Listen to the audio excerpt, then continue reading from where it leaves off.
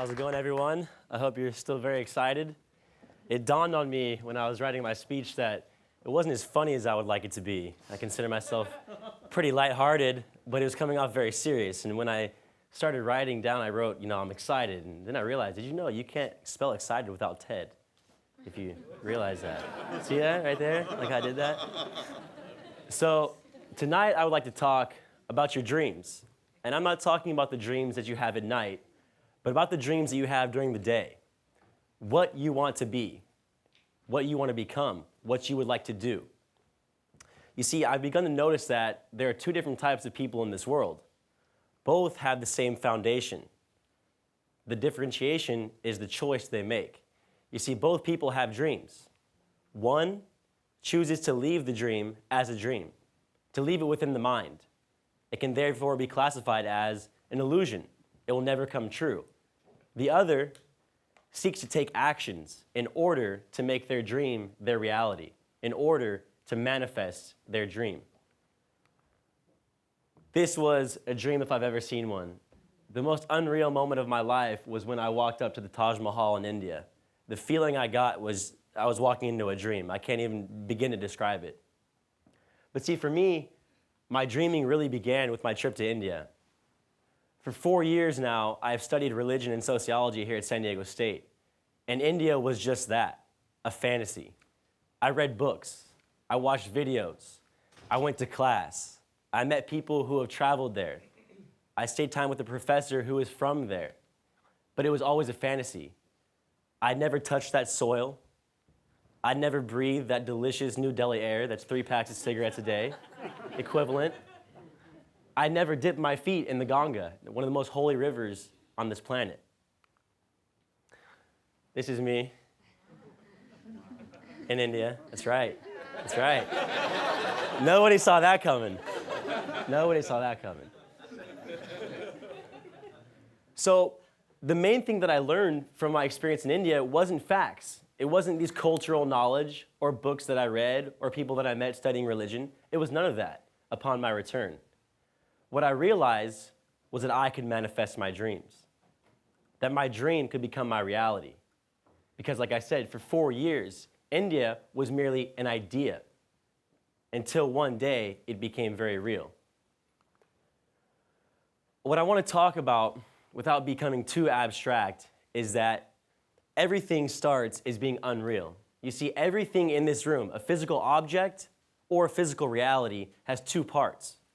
One being the idea, the dream, the unreal. You can't touch it, you can't taste it, you can't see it. The second part is the manifestation, the physical object, what you can feel, what you can touch, taste, smell. So you'll see that we can take any object. Take this chair, for instance.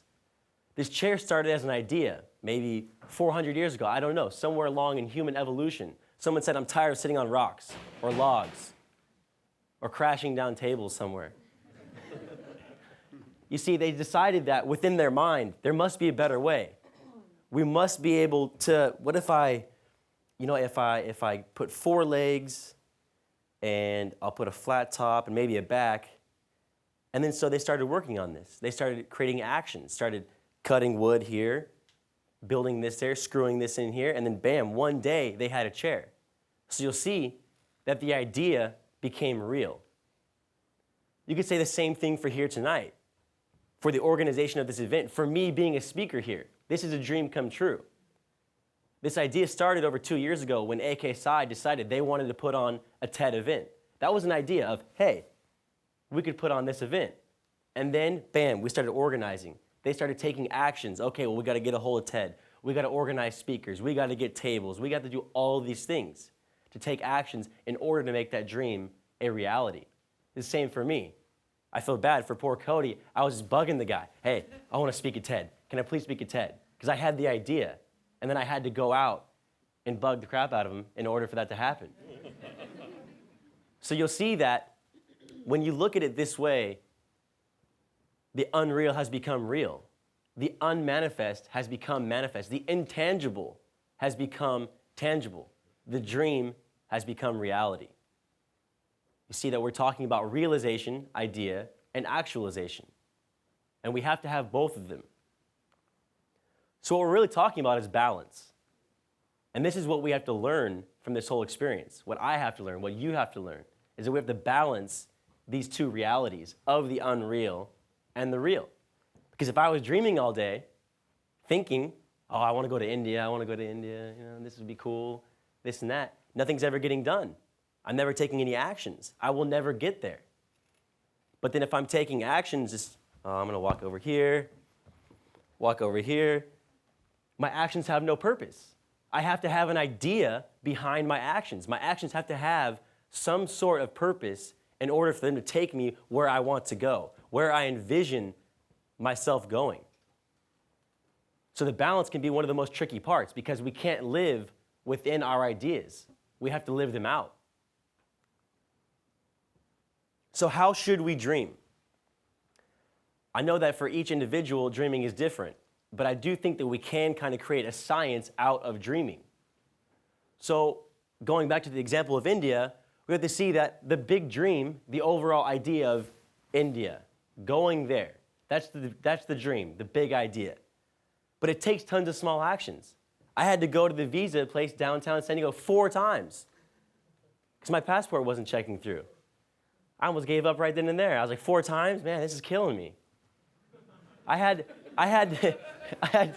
know that sounds terrible. It's the most frustrating thing I've ever done, though. I swear, the passport, the visa, all that stuff. I had to find a school program. I had to find a scholarship. I had to have friends and family help me along the way, financially, spiritually, mentally, all of these things, all of these actions on different days combined into one day, the big dream, going to India. When I stepped foot out of that airport in New Delhi and I got hit with that heat wave of 115 and the smog like I'd never seen before. See, you guys think you know smog. You don't. You don't live in Bakersfield. You've never been to, have you been to Bakersfield? Do you know what the smog is like there? Yeah, there you go. No one ever knows about Bakersfield unless they're going to Vegas. So the point is that dreams are not linear. It's not mapped out. Once you have this idea, once you have this dream, there's not a stepping stone. There's not, okay, step 1, step 2, step 3. I made it. We're here, India. No, it's the cha-cha slide, Slide to the left, slide to the right, crisscross, you know what I mean? 2 jumps over here, 2 stomps, It's all of these things. If you're from Bakersfield, it's a line dance, It's heel-toe, do-si-do, scooting our boots and swinging doors. So you see that we have to look at how we dream. Make it practical, but make it unrealistic at the same time. So that's why we have to be unrealistically realistic. Because it is imperative, as I spoke of earlier, to manifest a physical reality or a physical object, we have to start with the unreal. So we have to be unreal in our aspirations, in our dreams. But we have to know that we have to take realistic actions. That if I want to get here or if I want to get there, then I have to wake up tomorrow and send out this email or make this phone call or drive to this place or drive to that place. And I'm going to do the same thing tomorrow. And then maybe in 6 months, I will be where I want to be. Here's my challenge to you. Because everyone in this room has the capabilities of doing what I'm talking about. We all share the same foundation. I challenge you to manifest a dream within the next 2 weeks. I don't care how big or small it is. For me, my favorite one, push-ups. That's the best dream right there.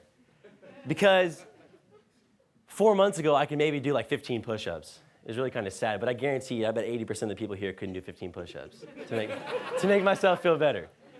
But I guarantee if you make your goal 20 push-ups in 2 weeks, if you were to do as many push-ups as you can every day for the next 2 weeks, you will surpass your goal of 20. I can guarantee that.